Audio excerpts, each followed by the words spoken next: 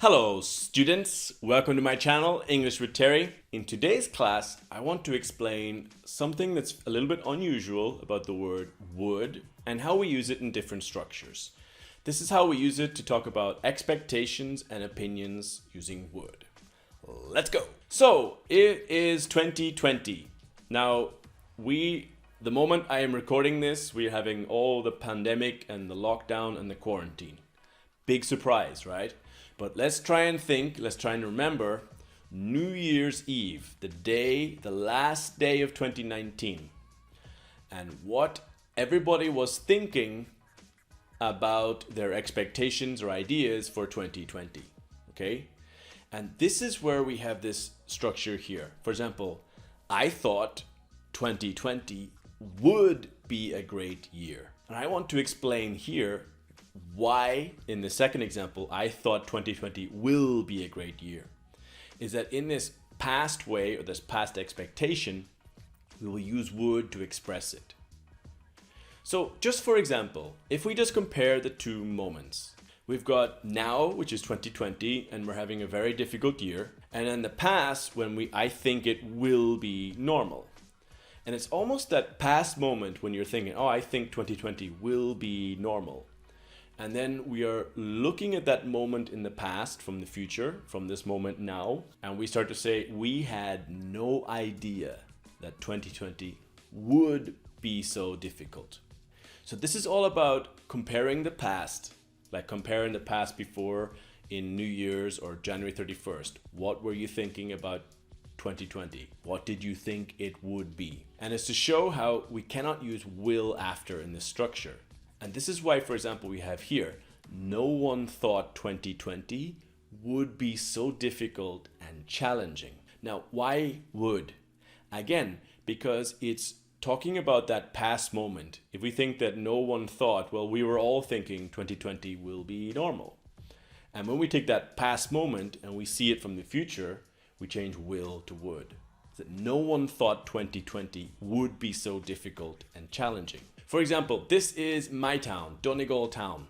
Now, at the start of 2020, I was here and I was planning to travel. I think I was going to go to Czech Republic and Hungary. I'm not really sure. I had some basic plans, but I wanted to travel and maybe stay for 6 weeks in Budapest and maybe 6 weeks in Prague and travel and meet friends. But I never thought I would stay here in Donegal. Now, I'm not complaining, it's fine, it's my home. But I was planning to travel. Everybody was planning a lot of things. But I never thought I would stay here in Donegal. Do you see? Does it make sense? So there was that past moment where before, in 2019, I was thinking, okay, in 2020, I will travel. Great. But now it really is 2020. And I have that moment, well, I never thought I would stay here. I never thought I would stay so long. For example, in this quarantine, I have not left my town for almost 3 months. I never thought this would happen. Nobody thought this would happen, right? So there's a sentence that you can try to finish. If you think about something that was a really surprising or difficult experience, you can say, I never thought beep would be so da-da-da, right? So another idea is making YouTube videos and recording videos. It's actually quite difficult. There's actually a lot of work. And before I started, I never thought it would be so much work. I never thought making YouTube videos would be so much work. But it's okay, it's fine. But please comment your examples. What is something you never thought would be so, okay? In 2019, we're all living in the normal world, thinking 2020 will be a great year. And then suddenly we have new information and nobody thought it would be so difficult. Now, the next idea is about your opinions. And we have the verb to say, and here's a little expression that we use sort of expressing our opinion. We would say, I would say. If somebody asks you, how much will the bus to the airport cost? And you're not sure, you're giving a guess or an opinion, you say, I would say about 10 euros. I would say about 10 euros, right? It's this way we use to express an opinion using would. Another way is to say, I would expect. And this is really you're giving information, you're telling something. For example, here in my apartment in Donegal, the internet speeds are okay, they're enough, but I would expect internet speeds to be better in 2020. I really would expect them to be a lot better, in my town anyway.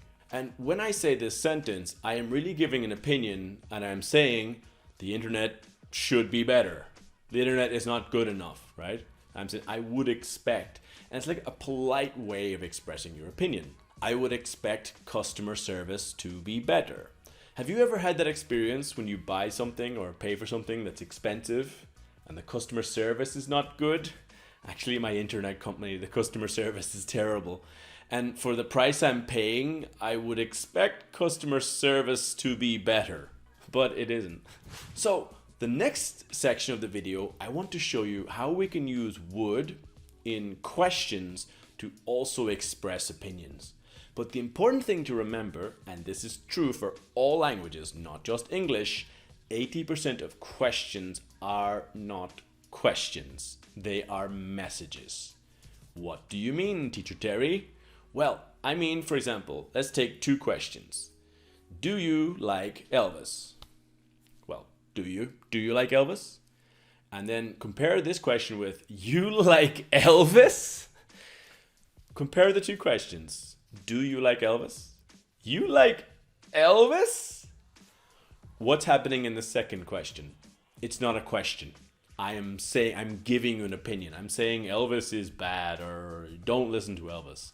And that's not my opinion. Elvis is great, okay? It's just an example. But here, for example, imagine you are visiting your friend in their home or apartment and they say, hey, where are my house keys? And you say, why would I know? I don't live here. Why would I know, right? And in this moment of saying like, why would I know? It's really giving an opinion, like saying, there is no way I can know this. You are asking the wrong person. How would I know, right? How would I know? What is the probability I could know this? Another example is, I just had this photo of someone burning a car in the street. And you can ask like, why would someone burn a car like this? Why would someone do that? And it's almost offering not really a question. You know maybe why, but you're sort of saying like why. You're saying it's stupid, it's a bad idea. Like, why would someone do that, right? Another example would be, how the hell would I know? How would I know? It's like, I don't know. A very strong way to say, I don't know. How the hell would I know? Okay guys, thank you so much for watching. Please click like, comment and share. Please share with your friends if you liked it. Subscribe to the channel if you would like to see more of my videos. And of course, if you have a question or a comment or just want to say hi, the comment section is right there and I'm always waiting to see your messages, okay? Thank you so much for watching and I'll see you in the next video.